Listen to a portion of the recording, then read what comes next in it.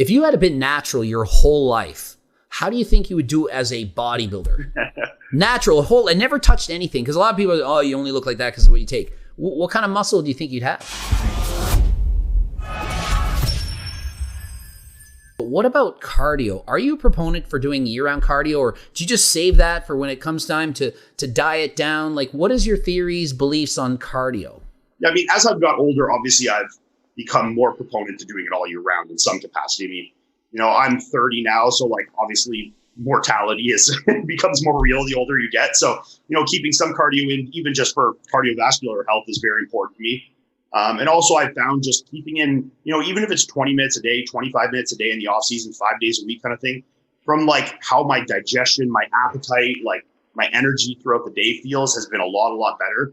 But obviously I've also lived in the mindset where like, I don't want to burn any calories all day or I'll get small, in the off season kind of thing. So, which when I was young and my metabolism's high, I probably didn't need much cardio. But as I've got older and I have, some good mature muscle, I find that it ends up being a little amount of calories I'm burning from doing that. Plus, makes my cardios then in good shape when I start prep. So I'm not like puffing and puffing to get things moving.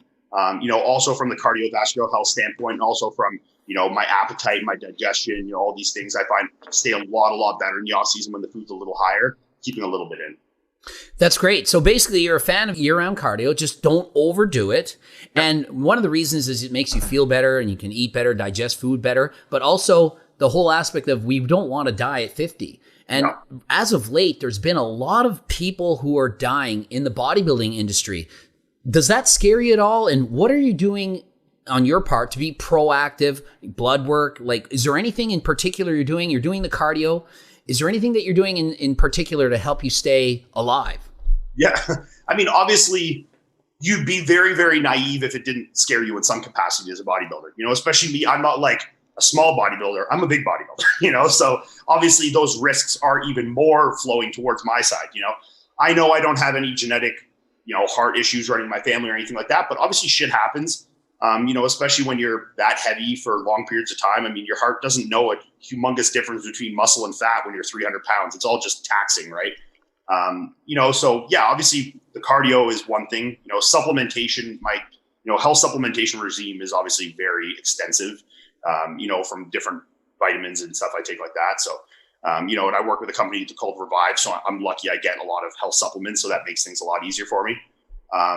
And then obviously like you touched on there, I mean, blood work is crucial for guys, and not just like going and get your liver enzymes tested. I'm talking like getting extensive, get the extensive testing, get a heart scanner, calcium score done once in a while, go get an EKG, like get these things and really see like what's going on. So I'm a huge proponent for that. And also like guys are a big mistake a lot of people make is they only get their blood work done at the times they think it'll be good. They get blood work like 6 weeks post show when they've been off and they've been dropped 20 pounds of water and they're not taking any orals and they're like, oh, my blood work's good. It's like, yeah, well, what about the other 364 days a year when you were slamming Tren and Halo, So, I mean, those things are going to be where the damage is done. Just because they rebound a little bit doesn't mean the damage is irreversible or has been reversed, right? So I think getting some blood work done at the times that you think you're the most compromised and seeing the level of damage you're doing is very good information to get as a bodybuilder. And then you can, have a little more insight and to be like, okay, maybe this is a little too much, maybe this is not enough. Maybe, you can have this insight, into what kind of, things you're doing to yourself, So I guarantee 99% of guys, if you have the inkling in the back of your mind, you're using a little too much drugs, if you go get blood work done, you'll probably give yourself a shot. So, I would suggest guys do that. And then, maybe back down the drugs a bit. You'll realize that you look 99.9% the same.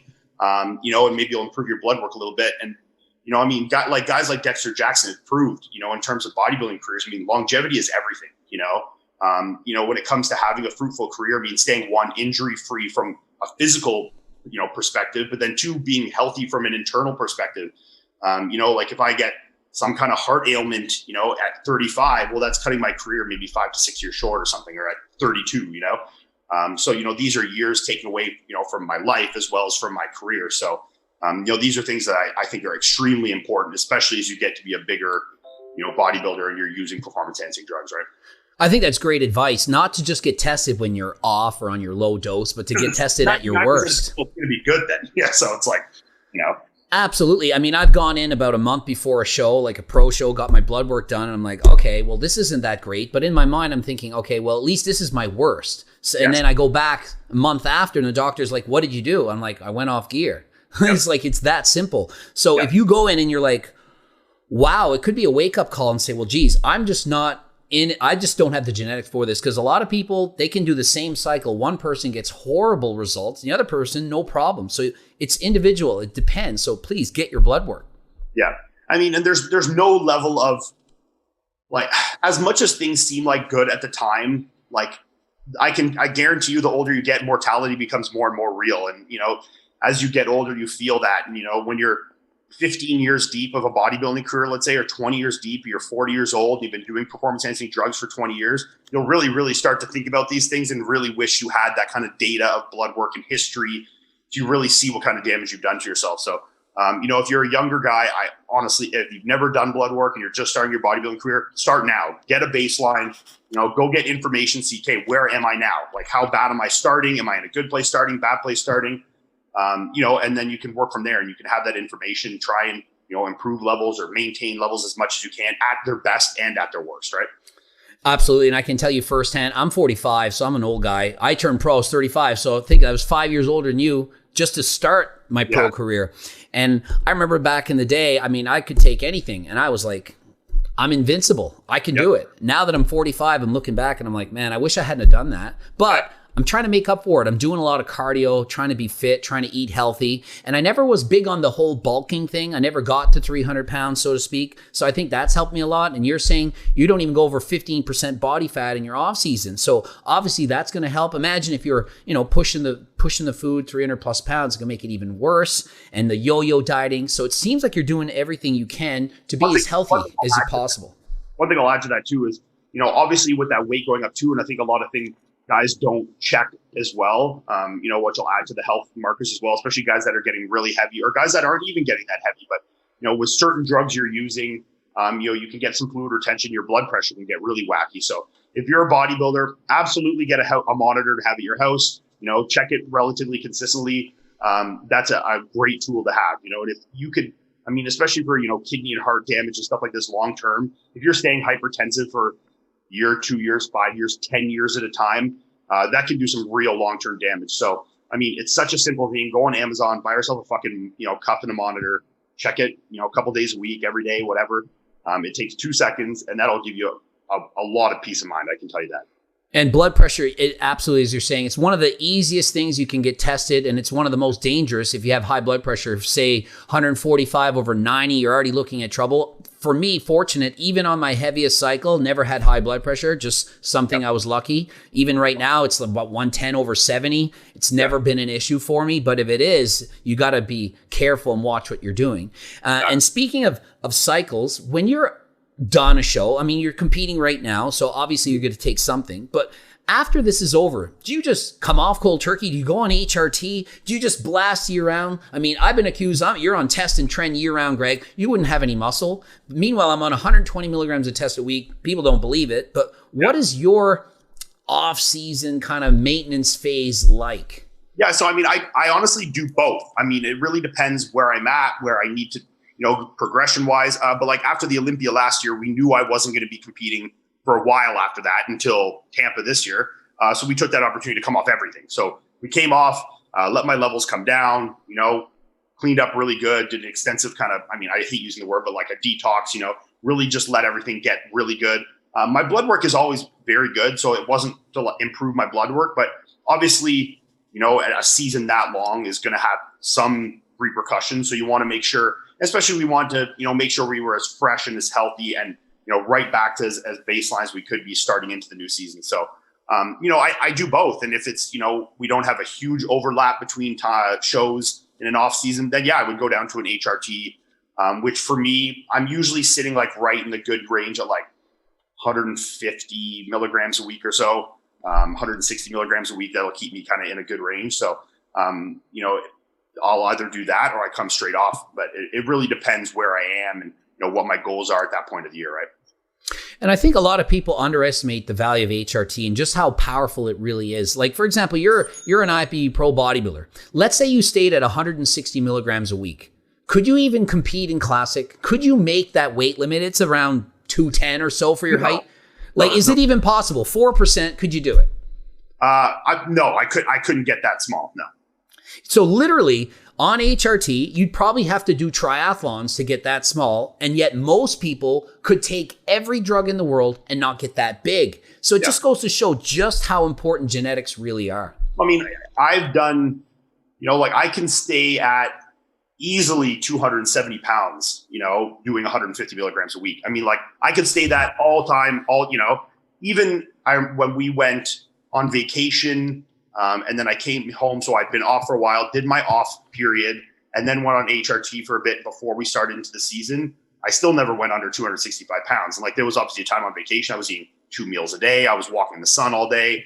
So, I mean, that allowed my levels to come down before I went on the HRT as well. So, it's, it's like you said, I mean, some people would never get that big. So, there is a lot of power in that for sure. Yeah. And it's so funny because people quickly are going to look at a guy like you or anyone with a lot of muscle and just assume steroids. But really, if you had been natural your whole life, how do you think you would do as a bodybuilder? Natural, and never touched anything. Because a lot of people are, you only look like that because of what you take. What kind of muscle do you think you'd have? It's hard to say. I mean, I think I'd obviously be way bigger and, more advanced than the average person. I think I still could easily be 230, I think. I mean, I still think I could get pretty big. And even before, when I was 18 years old and natural, I was still benching like close to 400 pounds. So, like I obviously have a genetic predisposition to, get strong, which, in turn can help grow muscle. So, I do have that genetic ability there. So, obviously I could be good. I wouldn't look like I do now, obviously. But I mean, you can still get a lot done for sure. Yeah. So just listen to this. 400-pound bench at 18, natural. So just think of it. If he had stayed natural his whole life, he would still, as I guess that you could say, he would still be called unnatural by most YouTubers. Probably even myself. I'd be looking at this guy, be like, there's no way that guy's natural. Certainly Philion would be saying not natural, but it just goes to show if you have the best genetics, you can be ridiculously strong and have a lot of muscle. And if you don't...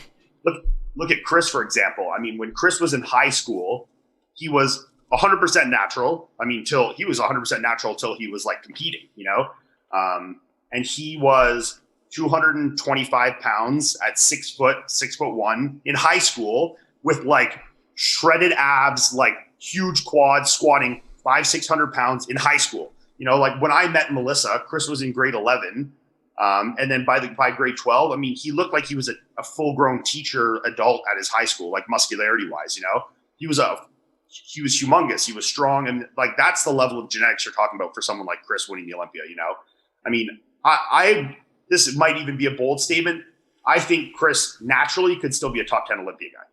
I've said that in videos in the past. I said, even without steroids, Chris would still have turned pro, still make the Olympia. Don't think he would win, but I think he'd be there.